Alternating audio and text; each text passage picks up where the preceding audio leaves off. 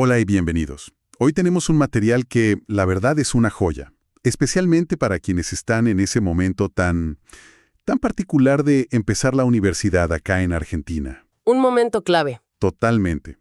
El tema es la filosofía. Y, a ver, antes de que piensen en bustos griegos juntando polvo, les aseguro que la propuesta es otra. Es mucho más práctica. Sí, es pensar la filosofía como una caja de herramientas fundamental para la carrera y, bueno, para la vida misma. La misión que nos propone este audio que analizamos es todo un desafío, ¿eh? Nos habla de desarrollar el gusto por lo complejo. Una frase potente. Muy potente. Vamos a meternos de lleno a ver qué significa esto y por qué, en esta era de respuestas de Google que son instantáneas, de tutoriales de 2 minutos, por qué la habilidad más valiosa que se pueden llevar de la universidad sea, paradójicamente, aprender a enamorarse de las preguntas. Exacto. El punto de partida es una idea que va un poco a contramano de lo que esperamos siempre, ¿no? Totalmente. La filosofía no está tan interesada en darnos soluciones empaquetadas, sino más bien en enseñarnos a habitar los problemas, a disfrutar de su riqueza. O sea, a no conformarse. En definitiva, a no conformarnos con la primera explicación que nos tranquiliza, pero que quizás nos está dejando ciegos a lo que de verdad importa. El gusto por lo complejo. La frase en sí misma es fuerte. El material la define como el disfrute de la realidad en su riqueza, en su densidad. Suena casi a poesía. Pero me pregunto, ¿cómo se ve eso en el día a día de un estudiante? ¿Cómo se come, digamos? Es la pregunta clave. Bajarlo a tierra es fundamental. Significa entrenar una especie de persistencia intelectual. El audio usa una palabra que me encanta, ser testarudo con las preguntas. Testarudo. Sí. En la vida normal, si se rompe algo, buscamos la solución más rápida para seguir adelante. Queremos eficiencia. La filosofía, en cambio, nos invita a hacer una pausa, a sospechar. Y lo más interesante no es solo sospechar de la respuesta, sino de la pregunta misma. ¿Estamos preguntando lo correcto? A ver, dame un ejemplo concreto para que se entienda bien. Pienso en alguien que estudia, no sé, abogacía. Dale. Aprende el artículo 14 de la Constitución, lo recita y listo. O alguien en medicina, que aprende un protocolo para tratar una infección. Parece que ahí no hay mucho espacio para la duda, ¿o sí? Justamente ahí está el quiebre. Ahí está el salto. Ahí. Sí, el salto de ser un mero aplicador a ser un verdadero profesional. Un buen médico no solo recita el protocolo, lo conoce a la perfección, claro, pero se pregunta, ¿este protocolo que está pensado para un paciente promedio es realmente el adecuado para esta persona? Claro. Con su historia clínica, con su contexto familiar, con las condiciones del hospital en el que estoy trabajando. De repente, una respuesta simple, que era aplicar protocolo X, se convierte en una red de preguntas complejas. Claro, el protocolo sería la respuesta fácil, lo que el audio llama la doxa, ¿no?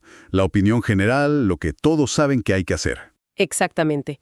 La doxa es ese saber superficial, premasticado. Ante la infección, tal antibiótico. El gusto por lo complejo es analizar el caso particular. Y ver los detalles. Y descubrir que quizás ese antibiótico interactúa con otra medicación del paciente, o que el paciente no tiene los medios para comprarlo.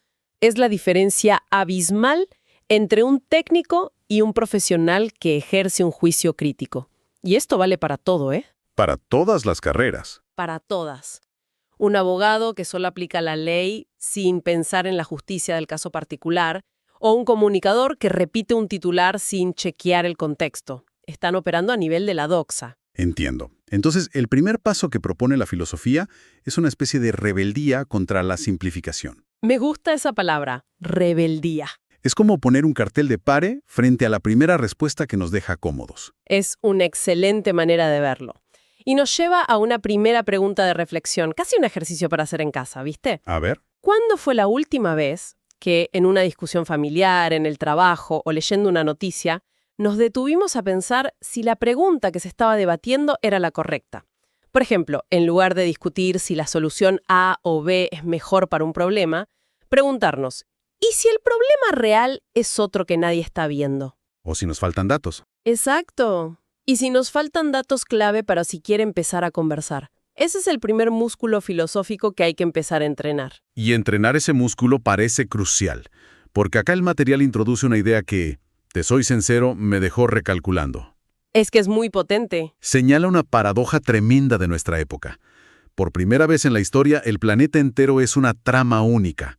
Todo está interconectado. Un problema en China afecta a la economía en Argentina en cuestión de horas. Y sin embargo, al mismo tiempo, parece que hemos renunciado a pensar en esa totalidad. Es el nudo central de nuestro tiempo. La realidad se globalizó, pero el saber se fragmentó. Se ha especializado hasta un punto extremo. Cierto. Hoy, cada profesional sabe muchísimo, pero sobre una porción minúscula de la realidad.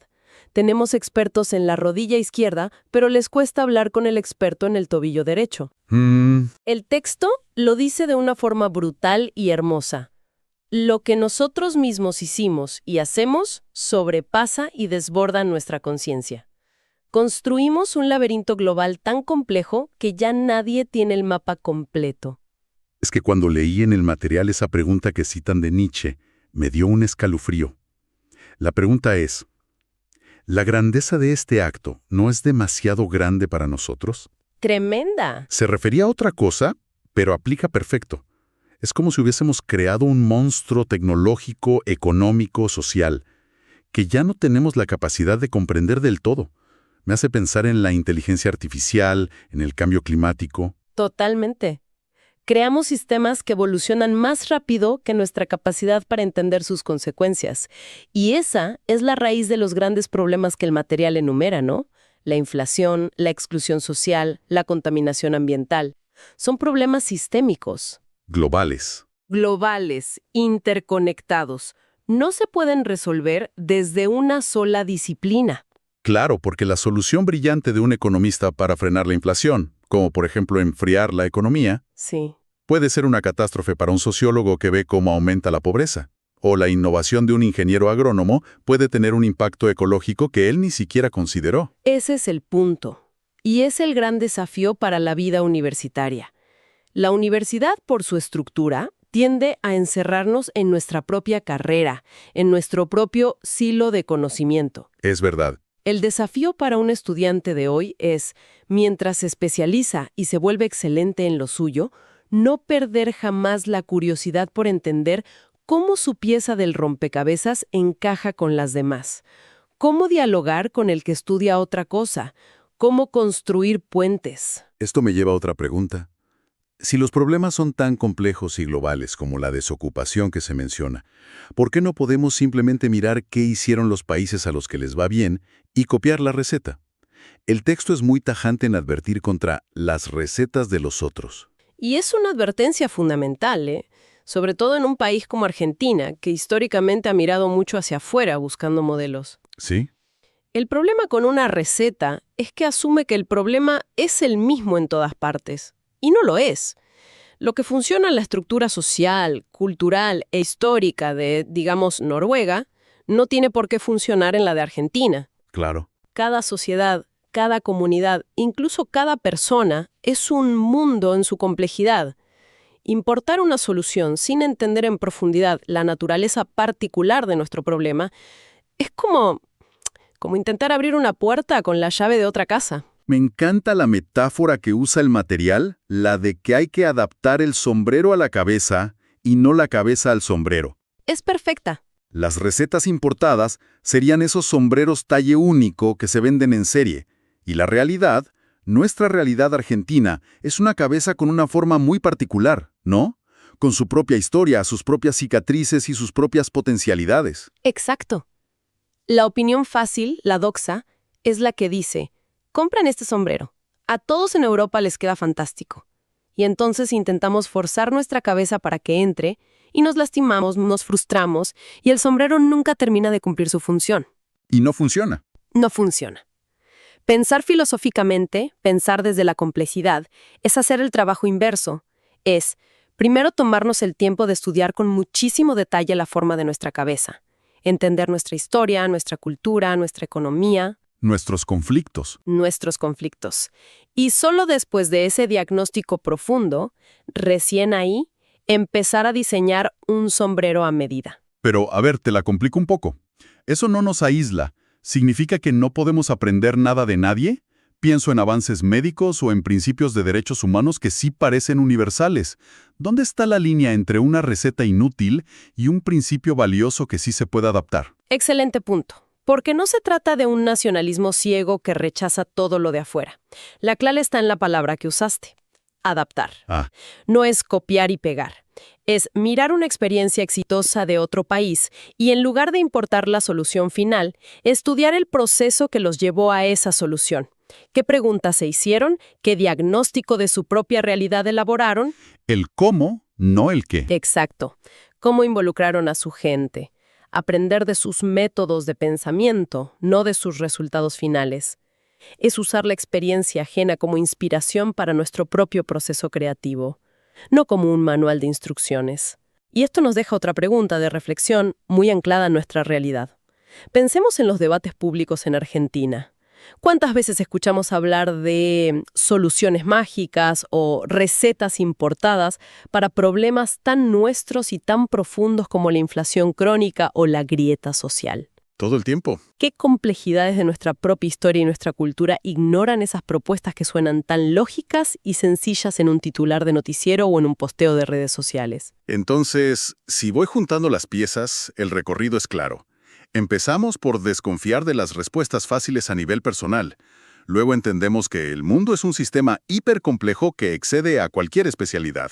Ujú. Y finalmente llegamos a que las soluciones para nuestros problemas no pueden ser importadas, sino que tienen que ser creadas desde adentro, a nuestra medida. Ese es el viaje.